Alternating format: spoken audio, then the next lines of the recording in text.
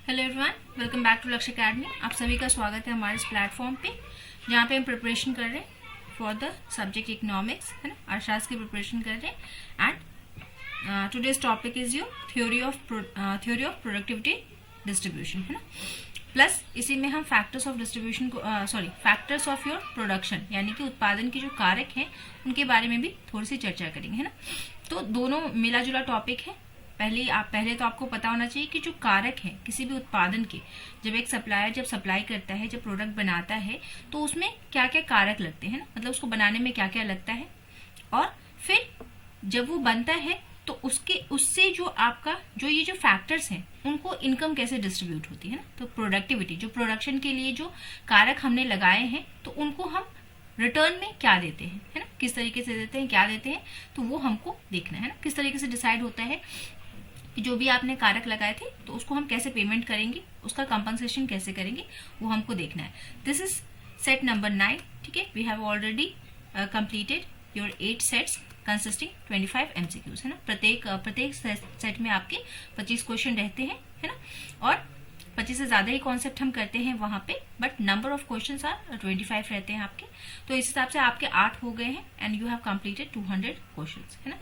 चलिए, तो क्लास को स्टार्ट करते हैं। जो भी स्टूडेंट फर्स्ट टाइम यहाँ पे हमारे इस प्लेटफॉर्म पे आए हैं, तो वो for the weekly test and PYQ की अगर आपको प्रैक्टिस करनी है ना, जैसा कि आप सब जानते हैं कि practice makes a man perfect, है ना। तो प्रैक्टिस के जरिए अगर आप अपना रिवीजन करते हैं ना, अपने सब्जेक्ट को कंप्लीट करते हैं, तो it will be more better. तो इसके लिए आप ऐप डाउनलोड करेंगे। This is the procedure and how the app appears. इस तरीके से आपका ऐप अपीयर होगा। ये 3 मेन सब्जेक्ट्स हैं आपके, यहाँ से आप प्रैक्टिस कर सकते हैं, ठीक है। कोई भी अगर दिक्कत है तो it is the WhatsApp number, देख सकते हैं आप। यहाँ पे वीकली टेस्ट होता है फ्री ऑफ कॉस्ट, वहां पे आप अपनी प्रैक्टिस कर सकते हैं और अपनी प्रिपरेशन को और ज्यादा स्ट्रेंथन कर सकते हैं, है ना। अगर आपको बैच खरीदना है ना, किसी भी स्टूडेंट को अगर कंप्लीट प्रिपरेशन करनी है, पूरा अपना इकोनॉमिक्स का सिलेबस कंप्लीट करना है, तो आप ये बैच परचेज कर सकते हैं। कोड आपके पास है बिहार। अगर आप कोड अप्लाई करते हैं तो आपको 1500 का ऑफ मिलता है। And for purchasing there is a link in your description box. आपके डिस्क्रिप्शन बॉक्स पे आपको एक लिंक मिलेगा, वहां से आप इसको परचेज करेंगे। किसी भी तरीके की समस्या के लिए आप यहाँ पे कांटेक्ट कर सकते हैं, ठीक है। चलिए, कमिंग टू द क्लासेस, हम अपने क्वेश्चंस पे आते हैं, है? तो क्वेश्चंस जो है हमारे पास, ये हमारे पास 2 टॉपिक से रहने वाले। एक सेकेंड दीजिएगा हमें। 2 टॉपिक हम यहाँ पे कवर करने वाले हैं। क्या क्या है आपका फैक्टर्स ऑफ प्रोडक्शन, है ना। आप ध्यान रखेंगे कि हमें इन्हीं टॉपिक्स पे क्वेश्चंस कर रहे हैं। तो फैक्टर्स ऑफ प्रोडक्शन जो है आपका, है ना, यानी कि उत्पादन के कारक कौन कौन होते हैं। आपको पता है कि 4 कारक हैं आपके पास मेनली, है ना।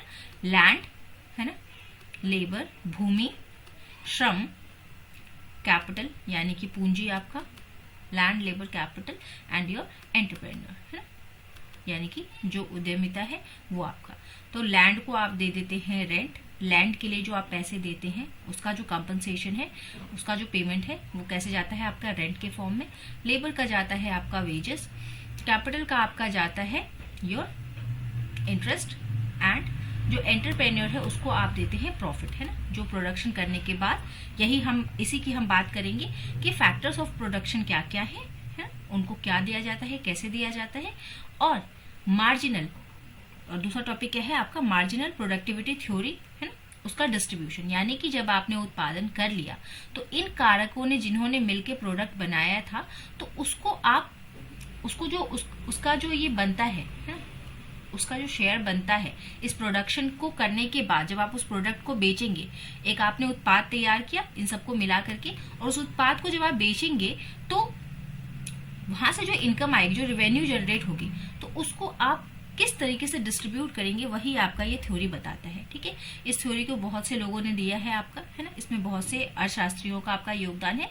तो कुछ जो मेजर अर्थशास्त्री हैं उन्होंने कुछ थ्योरीज दी हैं कि आपको इस तरीके से वितरण करना है, तो उसको हमको यहाँ पे देखना है ना।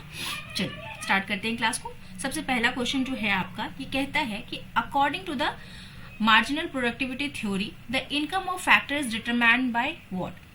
किस बेसिस पे आप निर्धारित करेंगे ना। जब भी आपको किसी का नाम नहीं दिया है, किसी अर्थशास्त्री का, तो आप किस तरीके से निर्धारित करेंगे, है ना, टोटल उत्पाद को देख करके औसत उत्पाद को देख करके, सीमांत उत्पाद के हिसाब से कि जितना यूनिट बना रहे हैं हम एक्स्ट्रा, उससे जो रेवेन्यू आ रहा है उस हिसाब से हम प्रोडक्ट आपका पेमेंट कर देंगे। या फिर मार्जिनल रेवेन्यू प्रोडक्ट, है ना, MRP, इसको MRP बोलते हैं आप, है ना, मैक्सिमम रिटेल प्राइस नहीं, ये दूसरा MRP है, marginal revenue product.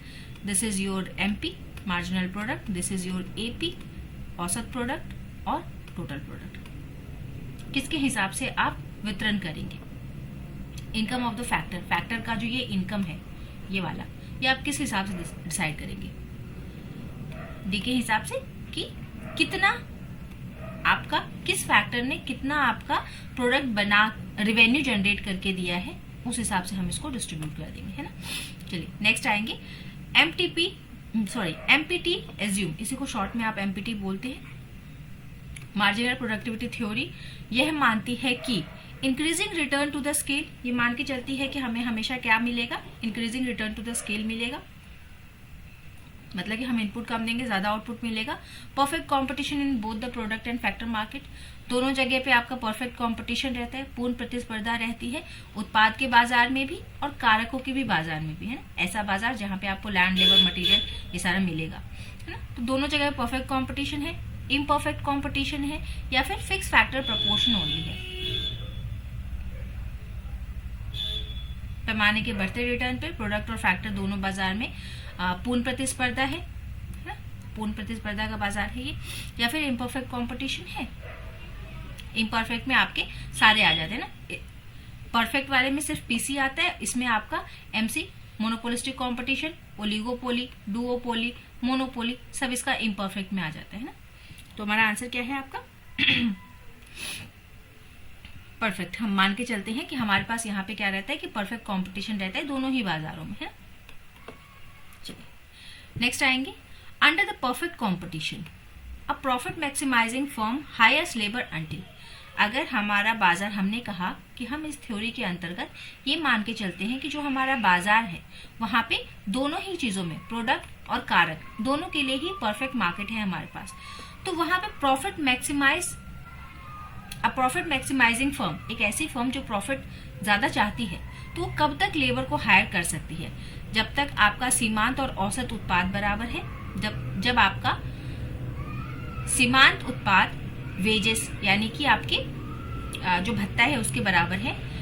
Value of marginal product, value of marginal product सीमांत उत्पाद के मूल्य के बराबर, जब तक आपका वेजेस रहता है तब तक हायर कर सकती है। या फिर जब आपका TR इज मैक्सिमाइज्ड।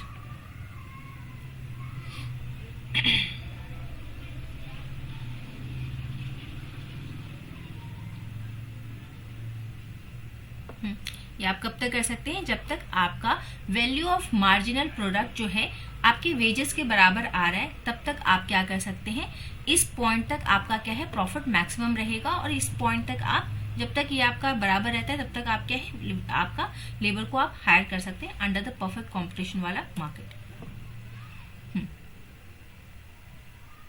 हाँ, नेक्स्ट आएंगे आप,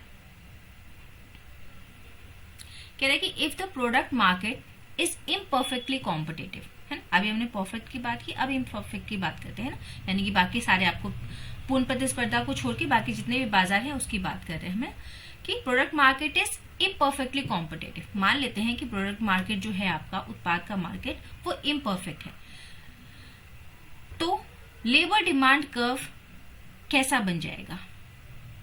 मार्जिनल उत्पाद के जैसा, मार्जिनल सीमांत राजस्व उत्पाद के जैसा, MRP मार्जिनल रेवेन्यू प्रोडक्ट के जैसा। कौन सा वाला आपका लेबर डिमांड कर्व कहलाएगा? वैल्यू ऑफ मार्जिनल प्रोडक्ट के बराबर या फिर औसत उत्पाद के बराबर? किसके उत्पाद के बराबर बन जाएगा ये किसके बराबर बन जाएगा आपका? जो आपका सीमांत राजस्व जो उत्पाद है उसके बराबर ये आपका हो जाएगा। ठीक है। Question number 5, in the long run, दीर्घावधि में, according to MPT marginal productivity theory के हिसाब से, the reward to the each factor is equal to, लंबे समय में MPT के हिसाब से हर फैक्टर को मिलने वाला जो आपका इनकम है या रिवॉर्ड है वो किस तरीके से तय होता है?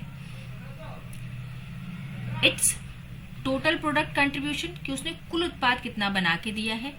इट्स मार्जिनल प्रोडक्ट, उसने कितना सीमांत उत्पाद बना के दिया है, एक फैक्टर ने कितना एक्स्ट्रा यूनिट आपको बना के दिया है उस पे, औसत उत्पाद।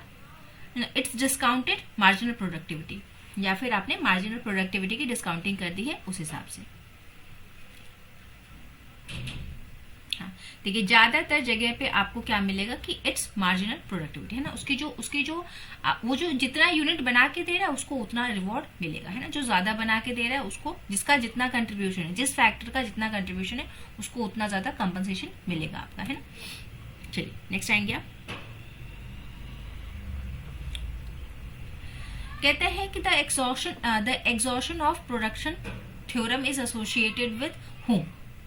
किन्होंने एग्जॉशन ऑफ प्रोडक्ट का थ्योरम दिया था, है ना। एग्जॉशन ऑफ प्रोडक्ट का मतलब क्या है कि जितना आपका प्रोडक्ट जो है, जितना प्रोडक्ट आपका बनता है उतना ही उसको डिस्ट्रीब्यूट कर दिया जाता है, मतलब जितना रेवेन्यू आया उसको डिस्ट्रीब्यूट कर दिया गया, है ना।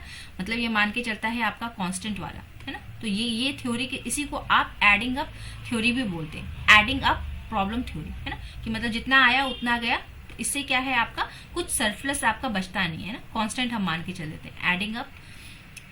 एडिंग अप प्रॉब्लम थ्योरी इसको आप बोलते हैं। और ये दिया किसने, नाम याद रखना है आपको कि अगर ये शब्द आए exhaustion of product, adding up problem अगर आता है तो इसको ये किन्होंने दिया है हमको, एलर्स ने दिया हुआ है, ठीक है, यूलर्स ने।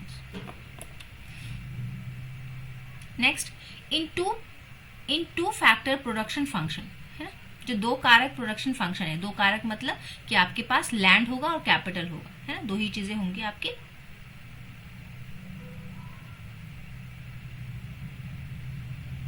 है ना, आपके पास दो ही फैक्टर्स हैं। तो इन two factor production function if MLP, है ना, marginal product of a labour and marginal product of a capital is given by your W/R, the firm is in, किस तरीके की अवस्था में है वो, अगर ऐसी स्थिति रहती है कि ये बाय ये is equal to MPL by marginal product is equal to W/R, तो ये क्या दर्शाता है, ये स्थिति आपको क्या दर्शाएगी कि यहाँ पे फैक्टर मार्केट डिसइक्विलिब्रियम है, कॉस्ट मिनिमाइजेशन इक्विलिब्रियम है, प्रॉफिट मैक्सिमाइजेशन ओनली, या फिर मिनिमम एफिशिएंट स्केल है। क्या देखने को मिलेगा आपका, ये संतुलन की स्थिति है ना, कि ये क्या है आपका, ये पूरी की पूरी आपकी संतुलन की स्थिति है, तो ये नहीं होगा। प्रॉफिट मैक्सिमाइजेशन ओनली वाले शब्दों से आप बचेंगे, है ना, चार ऑप्शन वालों में ओनली वाले से आप बचेंगे, है ना। मिनिमम एफिशिएंट स्केल तो नहीं, ये क्या है, कॉस्ट मिनिमाइजेशन इक्विलिब्रियम है। इसको क्या कहते हैं कि इस अवस्था में आपकी जो लागत है, ये लागत कम करने का संतुलन है। यहाँ पे आपका कॉस्ट क्या है, जब आप दो कारक को ही यूज करते हैं तो इस अवस्था में जब आपका ये जो सीमांत उत्पाद है किसी लेबर का, वो उसके वेजेस के बराबर हो जाए, और सीमांत उत्पाद जो किसी कैपिटल की वजह से लग रहा है वो उसके रेट के बराबर हो जाए, तो उसको हम क्या बोलते हैं कि यहाँ पे हमारा मिनिमम कॉस्ट लग रहा है, ठीक है। चलिए नेक्स्ट आएंगे आप। Which of the following is not an assumption of MPT? इनमें से कौन सा एक अवधारणा या मान्यता नहीं है आपकी मार्जिनल प्रोडक्टिविटी थ्योरी की। परफेक्ट सब्स्टिट्यूशन ऑफ फैक्टर, कि हमारे यहाँ पे हम ये मान के चलते हैं कि जितने भी आपके कारक हैं उन सब का प्रतिस्थापन किया जा सकता है ना, कि लैंड के बदले लेबर हम यूज करेंगे तो कोई बात नहीं है, लेबर के बदले लैंड यूज करेंगे तो भी कोई बात नहीं, चलेगा, है ना, एक दूसरे को ये प्रतिस्थापित कर सकते हैं। ऐसा होता है क्या? परफेक्ट कॉम्पिटिशन मानते हैं क्या ये? फुल एम्प्लॉयमेंट, यानी कि यहाँ पे पूर्ण रोजगार की स्थिति है आपकी। होमोजीनियस फैक्टर यूनिट, कि आपके जितने भी फैक्टर्स हैं वो होमोजीनियस है, एक समान है, सबका योगदान एक जैसा है ना, सबका मूल्य एक जैसा है, सबका योगदान एक जैसा है, सबकी इनकम एक जैसी है ना, हम ऐसा मानते हैं क्या? कौन सी चीज नहीं मानते हम यहाँ पे, है ना, it's not an assumption. Empty की जब अवधारणाएं आप पढ़ेंगे ना, आपको पढ़नी है, तो वहां पे आप क्या नहीं मानते हैं,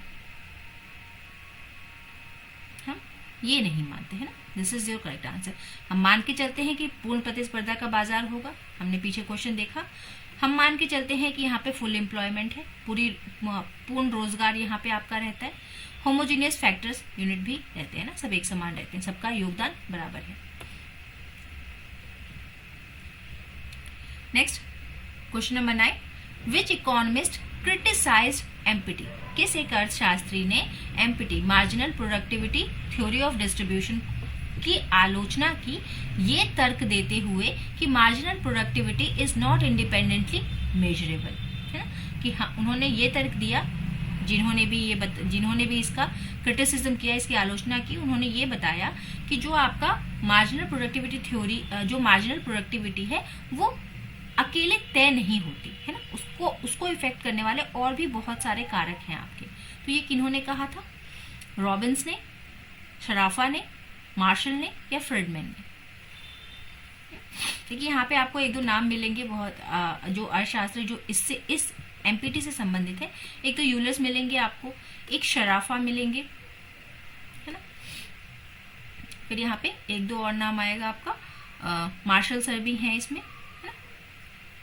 बट यहाँ पे जो आपका आंसर, हाँ यहाँ पे आपका आंसर क्या है, यहाँ पे आपका आंसर भी है कि ये जो आर्ग्यूमेंट दिया था, है ना, इस एक पॉइंट पे जो आलोचना करने वाले थे वो आपके शराफा थे, है ना। इसमें बहुत एक नाम, बड़ा ही फेमस नाम इसमें आपको याद रखना है, क्लार्क, है ना। तो क्लार्क का भी बड़ा, क्लार्क जो सर हैं उनका भी बहुत बड़ा योगदान है, मतलब है या थे, तो इनका भी बहुत बड़ा योगदान है आपका एमपीटी में, है ना। Question number 10, the marginal revenue product यानी कि MRP curve for labour slopes down because of what, है ना, कि जो आपका एमआरपी कर्व है लेबर के लिए, है ना, कि जो लेबर जो सीमांत राजस्व लेके आता है ना, किसी एक उत्पाद, मतलब एक एक्स्ट्रा यूनिट बनाएगा तो एक्स्ट्रा रेवेन्यू भी लेके आएगा। एक उत्पाद को अगर आप बेचेंगे तो उससे कुछ रेवेन्यू आएगा। तो सीमांत रेवेन्यू किसी उत्पाद की जो है फॉर अ लेबर, यानी कि लेबर ने जो एक्स्ट्रा यूनिट बनाया तो उससे जो रेवेन्यू आया तो वो हमेशा डाउनवर्ड स्लोप रहता है। ऐसा क्यों होता है?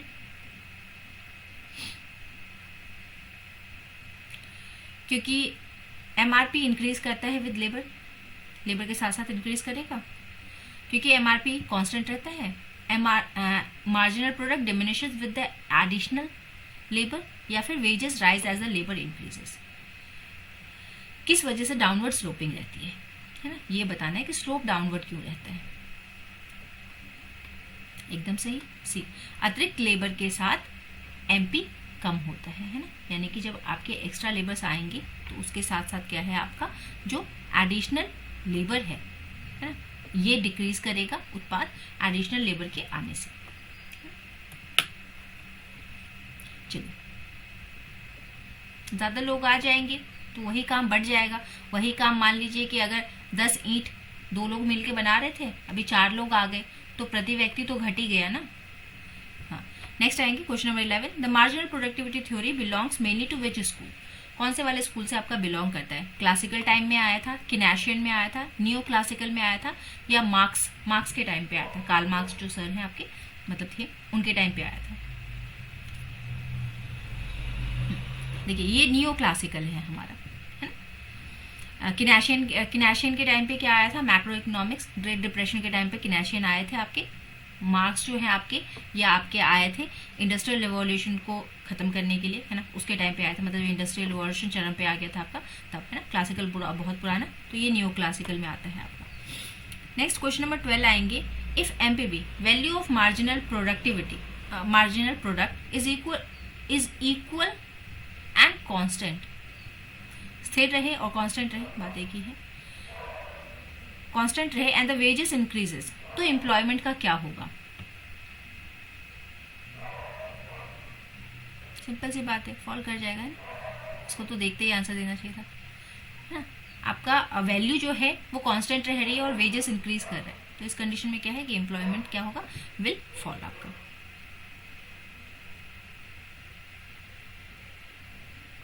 नेक्स्ट आएंगे question number 13, in imperfect competition equilibrium in factor market is given by what, संतुलन फैक्टर के बाजार में किस तरीके से आता है आपका? वैल्यू ऑफ सीमांत उत्पाद का मूल्य अगर बराबर हो जाए सीमांत फैक्टर के कॉस्ट के, है ना, कि मतलब एक फैक्टर का जो कॉस्ट है उसके बराबर हो जाए, या फिर marginal revenue of product is equal to the marginal factor cost, AP is equal to marginal factor cost, MP is equal to your MRP। कौन सी स्थिति में आपका इक्विलिब्रियम आता है? तो जब सीमांत राजस्व उत्पाद का और उसका कॉस्ट, फैक्टर का कॉस्ट जब बराबर हो जाए तो उस स्थिति को हम क्या बोलते हैं कि इक्विलिब्रियम में आ गया है। देखिए आगे आपका एडिंग अप वाला प्रॉब्लम है। ये किसका दिया हुआ है आपका? इसी को एग्जॉशन ऑफ प्रोडक्ट भी कहते हैं, और ये किसने दिया है? यूलर्स ने, है ना। तो कह रहे थे adding up problem refers to what, इसका क्या मतलब होता है? एडिंग अप प्रॉब्लम, जोड़ने की समस्या का क्या तात्पर्य है?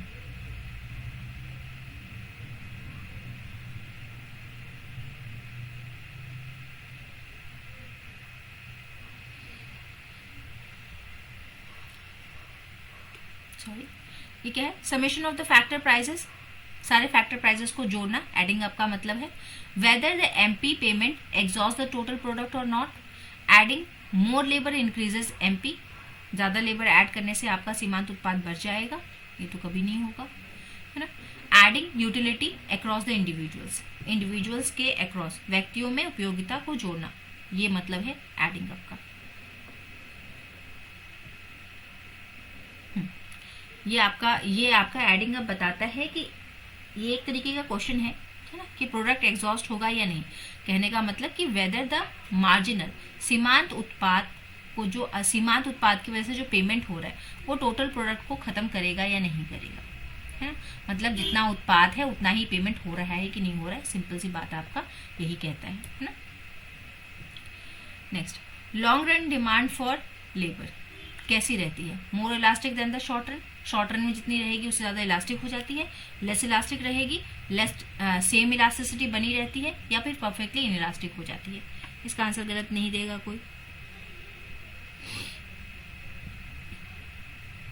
लंबे समय में मोर इलास्टिक हो जाएगी as compare to short run है। शॉर्ट रन में आप उतनी आसानी से उसमें लोच नहीं ला सकते हैं, बट लंबे समय की अगर बात करें तो demand for the labour can be elastic, है, ज्यादा इलास्टिक रहती है as compare to short run. Question number 60, a shift in labour demand curve occurs when, labour demand curve आपका कब शिफ्ट कर जाता है ना। जब हमने डिमांड देखा तो हमने देखा था कि डिमांड कर्व शिफ्ट करता है लेफ्ट राइट, वैसे ही कह रहा है कि लेबर का डिमांड कर्व कब आपका शिफ्ट करता है, कौन सी स्थिति में ये जो है आपका इसमें बदलाव कब होता है इस वक्र में।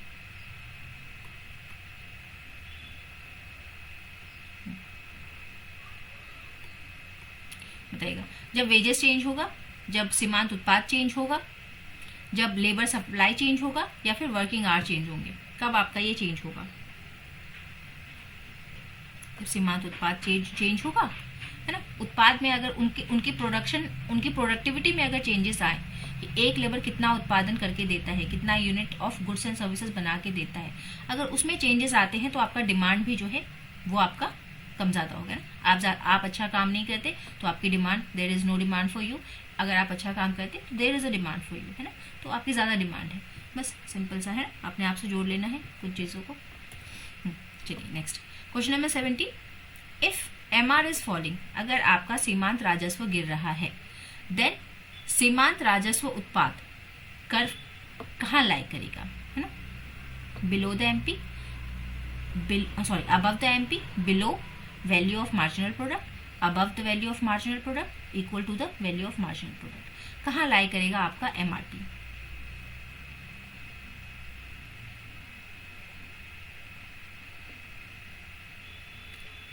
ये फॉल कर रहा है तो below the value of marginal product, है ना। आगे क्लार्क सर है, ये क्लार्क सर का भी बहुत ज़्यादा कंट्रीब्यूशन है। यूलर्स क्लार्क, इनको आपको याद रखना है, प्रोडक्टिविटी थ्योरी में जरूर से इनको याद रखना है। तो क्लार्क्स मार्जिनल प्रोडक्टिविटी थ्योरी जो है, और एक हमने शराफा अभी किया है ना, कि उन्होंने क्रिटिसिज्म किया है आपका MPT का। तो क्लार्क्स मार्जिनल प्रोडक्टिविटी थ्योरी जो है वो क्या एज्यूम करती है कि स्टैटिक स्टेट रहता है, डायनामिक स्टेट रहता है, टेक्नोलॉजी चेंज होती है, ओपन इकोनॉमी होती है, खुली अर्थव्यवस्था है, तकनीकी। किस एजम्पशन पे इनकी पूरी थ्योरी है ये आपको बताना है ना। तो ये क्या मानते हैं कि there is a static state, है ना, हमारे पास स्थिर व्यवस्था रहती है ना।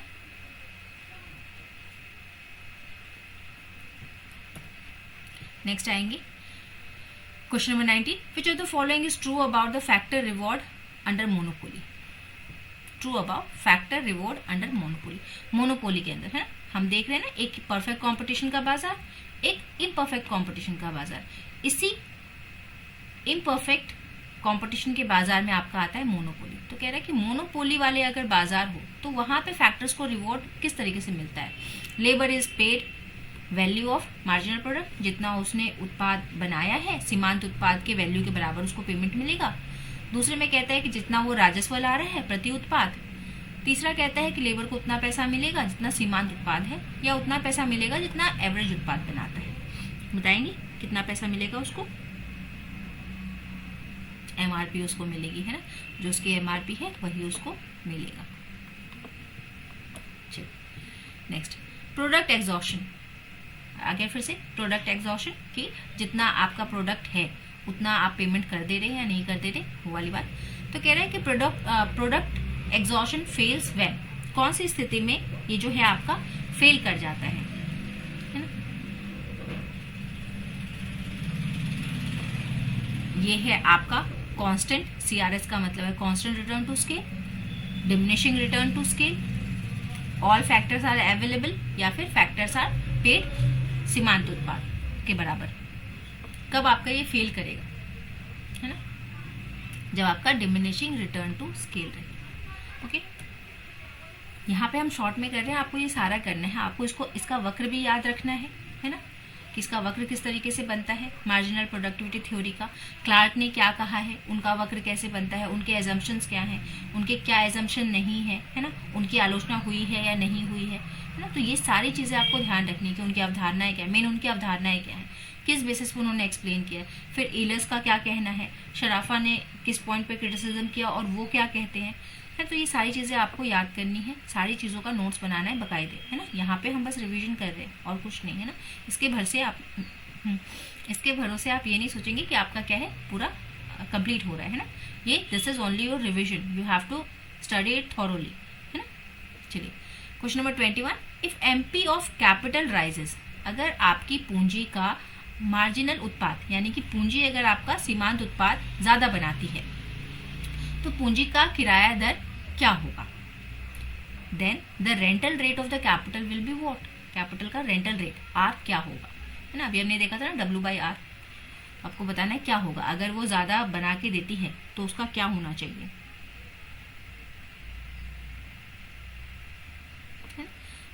मस्ट राइज, है ना। मस्ट राइज नहीं, हम यहाँ पे एग्जैक्ट बात नहीं करेंगे। हम यहाँ पे क्या है आपका, हम यहाँ पे आपका एक संभावना लेके चलेंगे। तो हम एकदम सर्टेन चीजें नहीं कहते, ऑलवेज, ओनली, है ना, एकदम पक्का पक्का वाली बात हम कभी नहीं कहते। हम क्या है यहाँ पे राइज तो जरूर होगा क्योंकि ज्यादा बना के दे रहा है तो उसको ज्यादा पैसे मिलेंगे, बट यहाँ पे हम क्या बोलेंगे कि मे राइज, है ना, बढ़ सकता है। Question number 22, derive demand means the demand for a factor depends on, है ना, कि एक वस्तु की वजह से जब दूसरी वस्तु का डिमांड जनरेट होता है तो वो किस वजह से होता है। Means the demand for a factor depends upon what, factor price, final product demand, utility, या फिर इनकम डिस्ट्रीब्यूशन।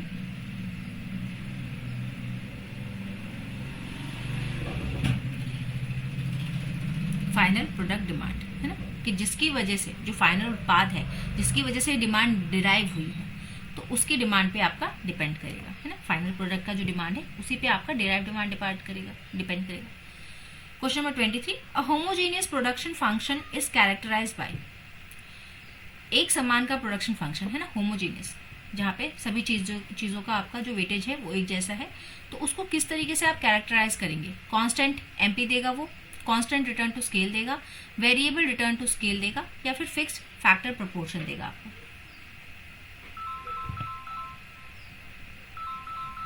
बताएंगे।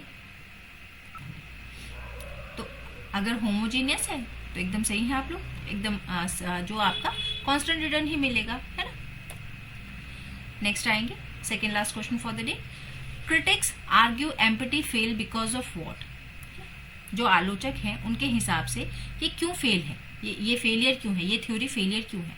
क्योंकि एमपी डिपेंड करता है टेक्नोलॉजी पे, एमपी डिपेंड करता है फैक्टर प्राइसेस पे, सिर्फ एमपी कैन बी नेगेटिव, ये नेगेटिव भी हो सकता है, सीमांत नेगेटिव भी होता है ना। आपने एक वक्र देखा था कि बढ़ता है फिर घटता है फिर नेगेटिव भी हो जाता है, तो इसलिए फेल कर जाता है क्या। या फिर MP कैन बी 0, क्योंकि ये 0 भी हो सकता है इसलिए फेल करता है।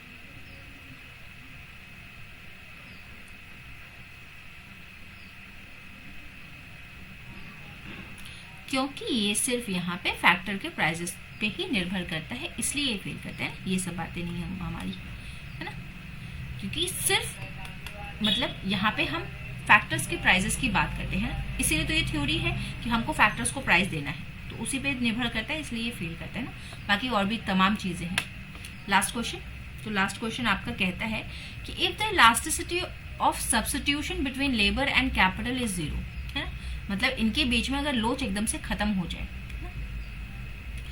तो क्या होगा। Labour demand becomes perfectly elastic, तो लेबर की डिमांड पूरी इलास्टिक हो जाएगी।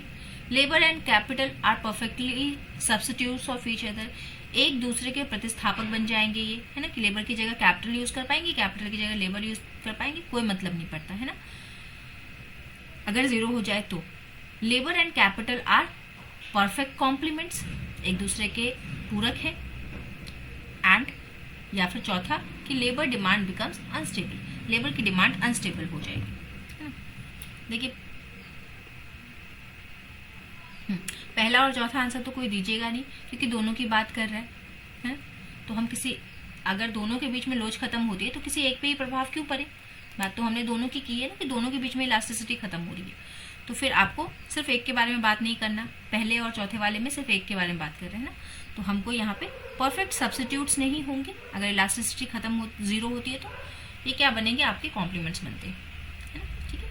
तो these were the 25 questions, practice करेंगे, इस टॉपिक को अच्छे से तैयार करेंगे आप, है ना, वक्र सभी वगैरह चीजें आप यहाँ पे रिवाइज कर लेंगे, ठीक है। Thank you everyone, have a nice and wonderful day, keep revising, keep studying, thank you.